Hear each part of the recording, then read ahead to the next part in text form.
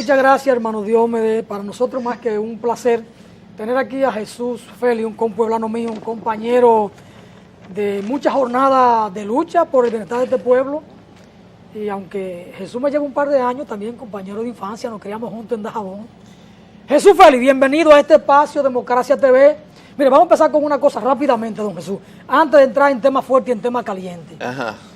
Me han dicho que usted quiere competir en Dajabón por la senaduría. Me han dicho. ¿La senaduría en Dajabón? Por la senaduría en Dajabón.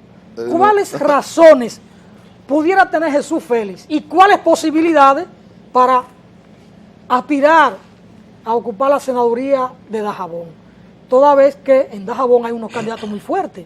Gente que está en el poder hace mucho rato. Por ejemplo, la actual senadora fue gobernadora, fue alcaldesa, tiene 4 años ya cumplidos, ahí le quedan 2 más y aspira a quedarse. Olgo Fernández, funcionario de 14 años de este gobierno o de este partido en el gobierno y actualmente director del INDRI, y ambos manejan suficientes recursos y tienen ya un trabajo realizado. En cambio, todo lo que es oposición en la República Dominicana se encuentra bien fragmentada. ¿Cuáles más aspiran en Dajabón, Alfonso? En Dajabón, en Dajabón hay una crisis de liderazgo en este momento. Y parece que se da en una buena parte de las provincias del país. Por ejemplo, si usted, bueno, tenemos un invitado, que hable el invitado, ¿verdad? Porque ahora no me va a usted entrevistar a mí. No, pero usted de allá. No, digo yo, sí, yo soy de allá de Dajabón. A mucha honra y mucho orgullo. Y va cada rato, es diferente a este humilde servidor que ayer traje unos guanimos. No conoce nada. Ayer traje unos guanimos de allá. Tengo un par de guanimos en el carro para unas amigas de Dajabón. ¿Qué es lo que es eso? Guanimo. Una cosa riquísima, Dios mío. Es un plato que parece al pastel en hoja, solo que es dulce, con azúcar y con especia dulce. Ah, ok. Pues amarrado en hoja de plátano, pero riquísimo. Todo buen dajabonero. Pues vamos con ¿sabe lo que es el guanimo? Jesús, reitero la pregunta. Las razones que usted tiene para aspirar a senador por Dajabón y las posibilidades. Bueno, en primer orden, permítaseme saludar con cariño al amigo y hermano, colega además, Diomedes. Muchas gracias. A mi canchanchan, compueblano. Deme la mano. Es verdad, sí. Y correligionario Alfonso Torres, que en Dajabón le conocemos de manera popular como el hijo de Doña China, lo que a él le da un orgullo fuera de lo normal. Tremendo. Porque se trata de Doña China, su madre, su apreciada madre, que como todo buen hijo, él la tiene en un pedestal único y supraespecial. Así es. Mira, hablar de, y cómo no, saludo también a la teleaudiencia muy en especial, hablar de las razones que nos motivan, que nos mueven, que nos inducen a lanzar nuestra precandidatura a lo interno del Partido Revolucionario Moderno son muy varias, son diversas. La principal es que a mediados del año recién pasado, 2014, una cantidad importante, significativa de compueblanos y compueblanas se me han venido acercando, planteándome la necesidad de que yo asuma esa responsabilidad. Me dan a su vez todo un conjunto de razones, de motivaciones para que yo proceda a hacerlo. Esa es la principal, la A1. La segunda viene dada porque en las motivaciones que me dan los compueblanos, los hijos de Dajabón, tanto personas que están allá en Dajabón de forma permanente, como otros que han emigrado a Santiago, acá, a la capital y hasta en Estados Unidos, está de que ellos entienden que debemos tener una representación más adecuada en el Congreso. Ellos entienden que debemos tener una representación más idónea en el Congreso. Una tercera razón es porque yo he logrado entender que ciertamente quienes nos representan en el Congreso de la República no asumen su papel de legisladores, no asumen su rol. Y esto se explica por la carencia, por la falta de proyectos que hayan podido exhibir y que conozca la comunidad, que conozca la provincia de Dajabón, que ellos han sometido y que van en la dirección de contribuir con el desarrollo integral de la provincia y, por qué no, de la línea fronteriza, del litoral fronterizo, y que eso tenga una repercusión en el nivel de desarrollo del pueblo dominicano. Otra de las razones que nos induce es que entendemos que ellos desconocen su rol como tal, y al desconocer su rol, entonces no juegan ese papel activo de interactuar con la sociedad civil, con las organizaciones vivas, con las entidades que son las que deben convertirse en la parte gestora de los proyectos en función de las necesidades que tiene el pueblo de Dajabón. Usted no escucha que los representantes del Congreso de nuestro pueblo hayan hecho una especie de encuentro sectorial o con las diversas entidades de la sociedad civil en procurar de estas entidades cuál es su visión, cuáles son los planteamientos, cuáles son los criterios de lo que debe ser la agenda legislativa o de la senadora de nuestro pueblo o la representante al Senado de nuestro pueblo o de los diputados que nosotros tenemos en el Congreso Nacional por la provincia de Dajabón.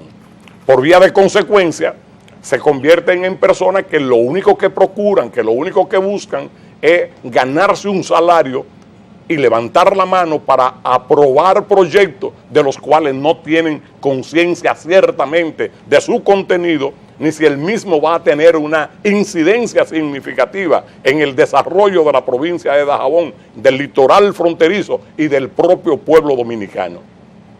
Así la cosa, nosotros entendemos que ciertamente tenemos la suficiente autoridad social, autoridad moral en el pueblo de Dajabón para lanzar la candidatura. Y te puedo decir que ustedes se constituyen como medio, como programa, en el primer espacio de naturaleza de información masivo en que doy la información. Hasta ahora solo nos hemos limitado a hacer consultas con personas del pueblo, con personas de incidencia social, de incidencia política, en diferentes sectores, en las diferentes comunidades, los gestores por excelencia de las diferentes comunidades que componen la provincia de Dajabón, y la aceptación a mí me ha quedado por encima de las expectativas que he tenido como tal. Por vía de consecuencia, yo pienso que la lucha no va a ser fácil, tal cual como tú describías, Alfonso, en la introducción, porque ciertamente tenemos gente que están en el gobierno, tenemos gente que están manejando recursos públicos, pero la autoridad moral, la autoridad social nuestra y la necesidad que tiene la población de tener representantes dignos en el Congreso Nacional, yo pienso que nos va a colocar en condiciones de igualdad, y pienso que tenemos todas las posibilidades realmente de alcanzar la candidatura a lo interno del Partido Revolucionario Moderno, el PRM en principio, y en las elecciones nacionales del 2016, e imponernos y convertirnos en un verdadero representante al Congreso Nacional por la provincia de Dajabón, y por vía de consecuencia un congresista de la República, de la Nación y para el pueblo dominicano. Bueno, qué interesante. Vamos a ver el afiche también, entonces, para verlo también por mucho tiempo, ¿verdad? Debo decir que ese afiche todavía no es definitivo.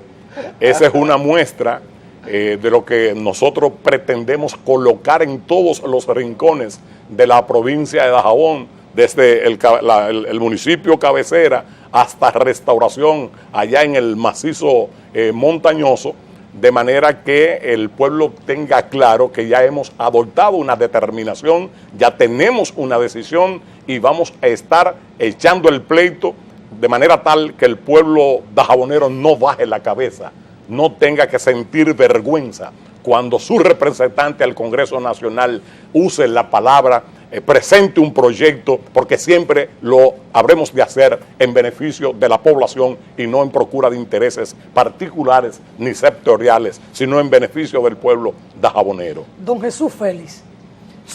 Lo de don Jesús, te lo agradezco, pero no lo puedo aceptar porque yo sé que en Dajabón, este programa que es muy visto, No Sí. tan solo porque tú eres de allá, sino por el contenido de lo que aquí se trata de forma permanente, van a sentir de ti el deseo de reírse, porque simple y sencillamente tú lo sabes, que aunque yo te debo llevar 1 año y medio, entonces la diferencia no es tan sustancial como para colocarme como una persona de abolengo, una persona de recursos, un español con rasgos de moreno que yo tengo. Entonces se van a reír en Dajabón de ti, de manera que esa parte de don Jesús, déjalo para otro escenario. Don Jesús Félix, El hombre, ha el dicho hombre insiste, que Es que va a eso pasó. correr por el PRM. Eso es correcto. ¿Y qué posibilidades tiene el PRM de ser opción de poder en el 2016? Bueno, déjame Con todo lo que decirte, ha pasado ahí, ¿no? Con Miguel Vargas, Peñaguaba y toda esta cosa, el PRM, sus posibilidades. te voy a comenzar. Porque usted es un hombre que yo lo conozco como objetivo. Voy a comenzar Por los por tiempos de ser camarada, voy a aquellos comenzar años. por lo local. En Dajabón, en mi pueblo, el PRM es la organización que tiene los mejores cuadros dirigenciales en toda la provincia. Y desde el punto de vista de los estamentos medios del partido, también tiene las mejores mujeres y los mejores hombres. No tengo duda alguna que con esa plataforma y con la conformación de la convergencia de ese bloque opositor en cierne, pero que habrá de configurarse, nosotros tenemos, al menos en el pueblo de Dajabón, la posibilidad de erigirnos en el próximo senador por la provincia y un senador de la República. Ya en lo que respecta a las expectativas a nivel nacional, el presidente Mejía ha dicho, y lo ha dicho de forma insistente, que el PRM nació con pantalones largos. Y eso responde a la verdad, porque al momento de decidir conformar esta organización, porque ya no se tenía espacio en el PRD, la gran camada, el gran grueso, no tan solo de la dirección, los que son referentes a nivel nacional como expresión política, como individuos que tienen una trayectoria, una historia en el quehacer político en la República Dominicana, son los que pasan a conformar el PRM, pero además, en la parte de abajo, en la parte de la base, bueno, pues nosotros nos fuimos en más de un 75%. Entonces, el PRM hoy tiene, fíjense si es un partido fuerte, 5 precandidatos a la presidencia de la República. Amaury Justo Duarte, Ramón Alburquerque, la licenciada Yanilda, Luis Abinader y el presidente Mejía. Eso implica que al aperturarse esta convención, el partido va a entrar en un proceso de dinamismo, en un proceso en que sus cuadros y militantes van a depurar el padrón como primer tarea por delante. Vamos a abrir por 21 días el proceso de inscripción de nuevos miembros y de primera fuerza que fuimos cuando éramos PRD, pasaremos a ser la primera fuerza en este proceso eleccionario. Y con la conformación de la convergencia de ese gran polo opositor, no hay lugar a dudas de que nos convertiremos en la próxima opción de poder y seremos lo que llegaremos a dirigir la rienda del poder a partir del 2016. Además de ello, hay una necesidad en el seno de la población de desembarazarnos de lo que implica el PLDismo, que tan solo significan al momento de hoy el enriquecimiento ilícito y sin causa de una gran camada de sus cuadros dirigentes, que como tú bien conoces, porque conoces una parte muy importante de ella, de ayer ser descalzo y andar en Guaymama y en chancleta, hoy son gente que andan en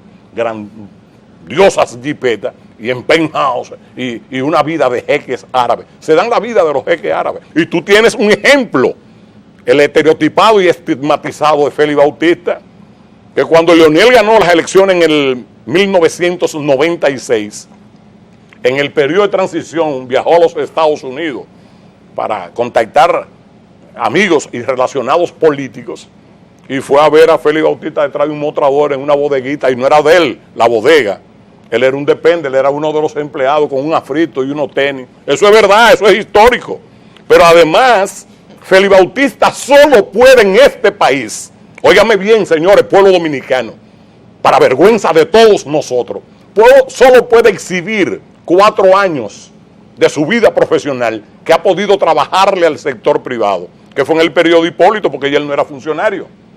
Y en esos 4 años él no puede exhibirle al país que le trabajó a 3 grandes empresas o que hizo construcciones, porque es lo que es ingeniero. Y usted se pregunta, ¿y de dónde sacó esos 3.000 y pico de millones que ha cuantificado la Procuraduría General de la República, que no sea del latrocinio, para beneficiar a Leonel y para hacer el albacea de Leonel? Y ya que Quirino estaba preso, ya no podía ir a las 6 de la mañana, dice Quirino ayer, que él iba a las 6 de la mañana a su apartamento, porque Leonel lo mandó allá. Se bebían el café, esperaba que él se levantara, se bebían el café, desayunaban juntos y luego salía con el maletincito. Entonces parece ser que en la lógica de Leonel y de su grupo de ampones, en la lógica de Leonel, repito, y de su grupo de ampones, había que acumular del Estado para no seguirle pidiendo a personas no santas, pero que ellos sabían que eran no santos, porque ellos sabían que Quirino, los dineros que obtuvo, él obtuvo de forma ilícita y de forma irregular. Lo que pasa es que ellos le ayudaban a Quirino, ellos eran parte de la lavadora que habían traído de fuera, y para blanquearle, tú sabes, la ropa cuando va tomando sucia hay que ponerle algunos aditamentos químicos para limpiarla. Entonces ese grupo de Leonel, que viven como jeque árabe, y que yo he dicho, y lo voy a repetir aquí, yo no descarto ver a Leonel siendo pedido en extradición para los Estados Unidos, como hicieron con López Portillo hace 3 años y pico en Costa Rica. Sí, yo no lo descarto. Yo no lo descarto porque que detrás de... ¿Usted creen que las declaraciones que dio Quirino, fue Quirino que quiso dar la motu propio? Eso es parte de un acuerdo con las autoridades norteamericanas.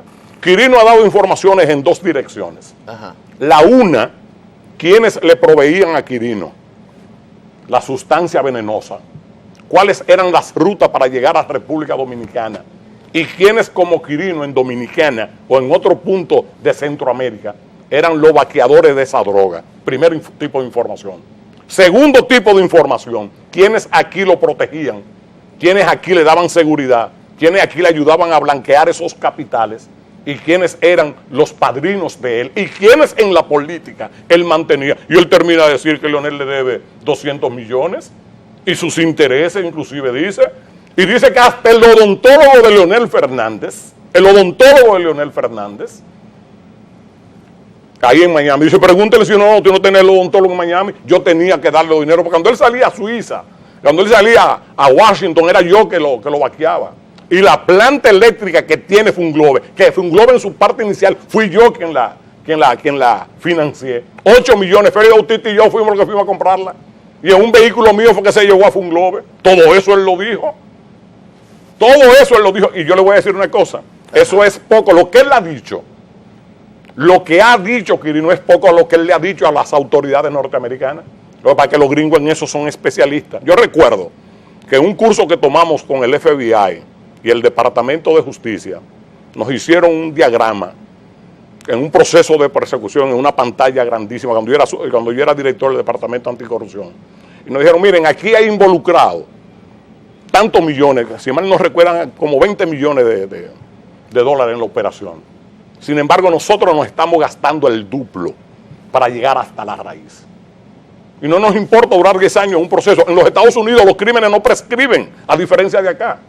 No hay prescripción. ¿Duarte lo sentenció? No hay prescripción de las actividades criminales, y máxime aquella que tiene que ver con el vínculo de la erosión de su moneda y el blanqueo, lo que más cuidan los norteamericanos. Tú le puedes dar 30 tiros a una gente y la condena es menor, tiene mayor gradación la condena que cuando tú le sacas sus divisas, sus recursos, sus dólares y lo colocas en el extranjero.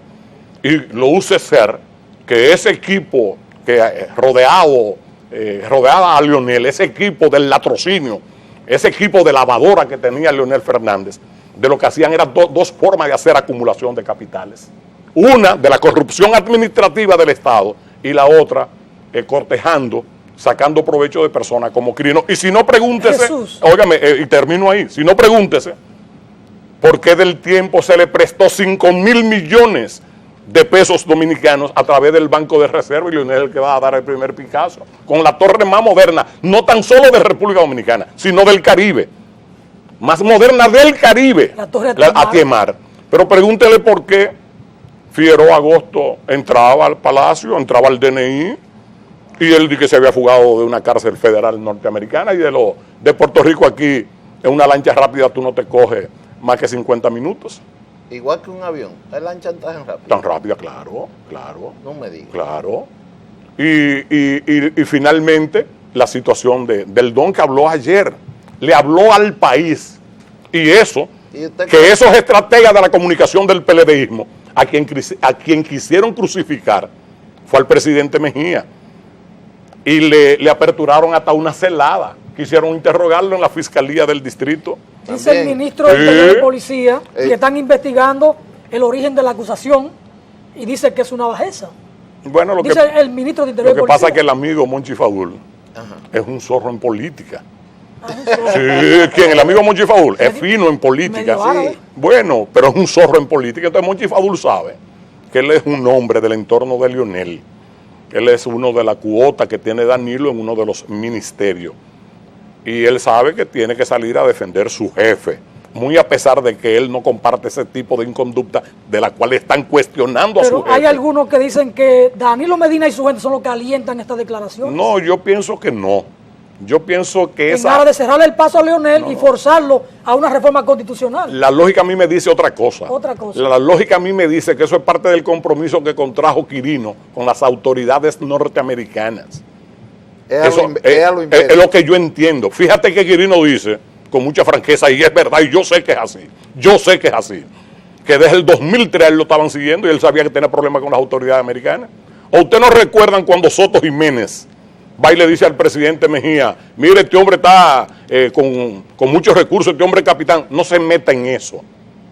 No se mete en eso. Vaya donde el director de la NCD, que es el que sabe de eso. Eso no son asuntos suyos. Un boche le dio al ministro de la Fuerza Armada, el presidente Mejía. ¿Y usted sabe por qué? El presidente nunca me lo ha dicho a mí, pero yo tengo mi propia inferencia, porque yo trabajé en inteligencia en el Estado. ¿Lo protegía? No, lo protegía no. Lo que pasa es que el presidente Mejía, es lo que yo infiero, y lo estoy diciendo aquí con toda responsabilidad, sabía que contra Quirino había una investigación y el presidente no la iba a obstruir. ¿O tú no recuerdas aquel cónsul dominicano en Haití, que lo agarraron aquí en Cristo Rey con un cargamento de 50 kilos y como con 10 metralletas UCI? El presidente Mejía tenía, y lo dijo públicamente 2 meses antes, la información de que él estaba usando su condición de cónsul para traer esa metralleta y esa droga aquí. Y se lo informaron, denle para allá, y era compadre de él, y lo agarraron ahí, cayó preso, lo juzgaron, lo procesó la justicia, porque eso se llama un estadista. Ahora, tú no vas a ver al presidente Mejía hablar de eso, porque él es un estadista, claro. Y si él habla de eso se descalifica. Esta es una inferencia que yo hago. Yo te repito, yo estuve en el Departamento Anticorrupción, usted lo sabe, porque de consecuencia a mí me llegaban informaciones y yo procesaba informaciones, no tan solo con los demás organismos del Estado Dominicano, sino con otras instancias del gobierno norteamericano. Y eso es sabido, pues yo estaba en un área muy sensible. Jesús, entonces, esas son realidades. Don Jesús, usted aquí habla. Tú vas a insistir con lo de Don Jesús. Usted tiene cuarto. Pero mira, tú tienes cana. Pero Dios mío, vayamos por partes. Mire, yo no tengo cana y no me pongo billete, ¿eh? Yo no tengo cana y no me pongo billete. Y tú tienes. No puede ahora caer un aguacero. Ahí no hay problema. Que llueva. A mi papá y mi mamá muy temprano me daban cepa de maguey en té. Ahí es que está, es un problema natural, pero tú estás lleno de cana, Alfonso, entonces no sigas diciéndome don Yo me callo porque yo entiendo. No sigas por esa tesis, no. Alfonso, seguimos. Es que se cree que él es el que está entrevistando a uno aquí. Ayer rodó mucho en las redes sociales, Jesús, que al presidente Leonel Fernández los americanos le habían quitado la visa. ¿Qué usted sabe de eso? Yo no creo. Lo que yo sí reitero, yo no descarto verlo siendo objeto de juzgamiento, de procesamiento por las autoridades norteamericanas por asunto vinculado a blanqueo de capitales y a uso de recursos devenidos del narcotráfico de forma consciente, porque eso está tipificado. Es más, aquí en República Dominicana está tipificado y hay sanciones fuertes para los notarios y los abogados que a sabienda de, no, levantamos actos de recursos que no tan claro su procedencia como tal. Por eso que los bancos después de $10,000, usted tiene que hacer una declaración jurada. Hay que llevar los documentos. Y ellos están en la discrecionalidad, inclusive, de depurar los documentos y si esos documentos no los aceptamos para nosotros aceptarle esa cuenta o ese depósito. Aquí hay una ley antilavado. Don Jesús Feli, el tiempo se nos va. Y cae de una vez ese depósito, perdón, sí. Alfonso, que esto es delicado, cae de una vez eso al DNI. No, el DNI no o tiene... el departamento... No, el DNI no tiene nada que ver. La superintendencia de bancos, por acuerdos internacionales de un organismo que le llaman Gafi Caribe, tiene una unidad especializada que cuando usted deposita una cantidad superior sin que llene los requisitos, hay una especie de alarma si usted no está acostumbrado a tener operaciones de esa naturaleza. Si usted es un empresario que deposita muy a menudo grandes sumas por las operaciones de su negocio, eso no es mayor problema. Pero aún así, esa instancia tiene la facultad de hacer una especie de levantamiento focal particular de esos movimientos. Y eso está bajo la responsabilidad de la superintendencia de bancos. ¿Y impuestos internos intervienen en eso? Pero no en lavado, no en blanqueo. Ok. Impuestos internos intervienen si usted, por la cantidad de volúmenes de recursos que exhibe, no está tributando en esa correspondencia, pero no con lo que respecta investigación con carácter criminal por usted haber engrosado capitales a su haber patrimonial, a su cuenta bancaria, sin que pueda justificar la procedencia del mismo. Recuérdate que en materia de blanqueo se invierte el fardo de la prueba. Sí. Es usted quien debe decir de dónde lo hubo. Si usted no tiene la manera de decir de dónde lo hubo, entonces eso cae en el marco de blanqueo o lavado de capitales, que es un delito autónomo. Es un delito que no necesita demostrarse que usted ha cometido otro delito para ser imputado del mismo. Bueno, señor senador, yo quisiera que tú me digas, precandidato, porque todavía el PRM no me ha escogido, aunque yo espero que sí, que eso va a acontecer. Vamos a ver la ficha otra vez, señor director. En lo que la ficha sale, señor senador, no, hace rato señor senador, usted aquí ha hablado fuerte. Como siempre. Yo he dicho hace mucho en televisión que a Leonel se lo van a llevar como si llevaron a Noriega de Panamá. Pues tú tienes niveles de coincidencia conmigo. En el momento en que a los gringos no les resulte conveniente tener a Leonel suelto, lo van a venir a buscar. Yo se lo he dicho hace años. Pero mire, usted aquí ha hablado muy fuerte. Usted fue director de persecución de la corrupción y Leonel fue a entregarse con el caso del PM. ¿Y por qué usted no se quedó con él? Interesantísimo, porque eso tiene un recuento histórico. Cuando a mí me llega la información por el equipo de inteligencia que teníamos, porque ese era el mismo día que nosotros íbamos a dar a conocer el caso PM formalmente a la prensa, se habían convocado todos los directores, no a los comunicadores que recogen esa fuente como tal, no, a los directores de los medios. Se nos llegó la información de que Leonel venía para la Procuraduría con el comité político. Yo pasé al despacho del procurador, magistrado Virgilio Bello Rosa, para ese entonces, y le dije, magistrado, ¿usted conoce que Leonel viene para acá? Sí. ¿Él le mandó alguna comunicación, él le mandó algún mensajero para decirle a usted que le reciba? No. ¿Usted sabe a qué viene? No. Pero yo le voy a decir. Lo que pasa es que una vez no tenemos los cojones, la cosa es tan guindante para adoptar una responsabilidad. Él viene a boicotearnos la rueda de prensa, él viene a crearnos problemas para que la prensa no evidencie lo que a nosotros nos interesa, la carga probatoria, la madeja de corruptela que esta gente manejaron y quiénes son los involucrados. Permítame bajar con mi equipo, subirlo, interrogarlo y encartarlo en el expediente. No te atrevas. Digo, pero eso dice Virgilio Bello Rosa. Y ahí habían testigos. Y él yo pienso que no me deja mentir. Él le dijo, usted sabe que él ha debido estar en este expediente. Usted está consciente de eso. Porque Diandino Peña dice que fue en su despacho donde se concibió el programa El PM. Ivanhoe de Jesús Cortiña lo dice. Simón Lizarro lo dice en sus declaraciones. Ellos están encartados. Entonces él debe estar, y le dije algo más. Usted sabe que usted es un profesional del derecho que ha ejercido en materia penal. Y yo de lo que me he ganado la vida fundamentalmente es en materia penal. Mañana los colegas, el pueblo, no nos va a tolerar que nosotros no encartemos a Leonel. No, pero yo no puedo. Él era mi superior. Si yo lo hacía y él decidía sacarlo, lo sacaba. Porque el departamento en ese momento, recuerda, era un departamento dependiente de la Procuraduría General de la República. Y su director, que era yo, era ayudante del procurador. Es decir, yo no tenía la facultad, la prerrogativa legal de ese expediente mandarlo directamente a la fiscalía. Y ustedes recuerdan que luego en la fiscalía, cuál fue el tratamiento que se le dio, y finalmente, aunque se produjo una providencia calificativa, cuando esta gente llega al gobierno, descuartizan ese expediente, porque en definitiva la impunidad es el norte que rige al Partido de la Liberación Dominicana, máxime cuando se trata de sus dirigentes y de sus cuadros. Bueno. Dale las gracias a Jesús Félix. A este hombre hay que traerlo con más frecuencia. Es un bombardero. Yo me quedé chiquito, ¿verdad? Entonces, yo creo que... No, yo no soy ningún Vamos bombardero. a la pausa. Yo pienso que lo correcto es que se diga las cosas como son, que se a la- diga la verdad y se diga sin media tinta. Pienso que es lo correcto, ¿no? Vamos a la pausa. Hay una foto que tenemos por ahí. Después de la pausa la vamos a pasar. No, da la pausa, no. Vamos a la pausa. Terminamos con Jesús Félix. Sí. Para entrar con Leonardo Faña, un segundo invitado. Vamos a Es darle... el cuarto bate agropecuario, según dice usted. A darle las gracias A Jesús Félix. a nuestro hermano Jesús Félix por estas importantes declaraciones, pero además de eso, esta noticia fresca a todo el país de este testimonio tan interesante para la historia y sobre todo esto aclarando que son importantes que la nación conozca. Así que vámonos a una breve pausa, señor director.